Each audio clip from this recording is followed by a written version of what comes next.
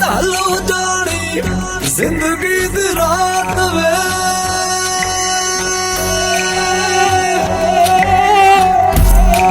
मिट्टी दियां मूरतां दी मिट्टी आयो घाट वे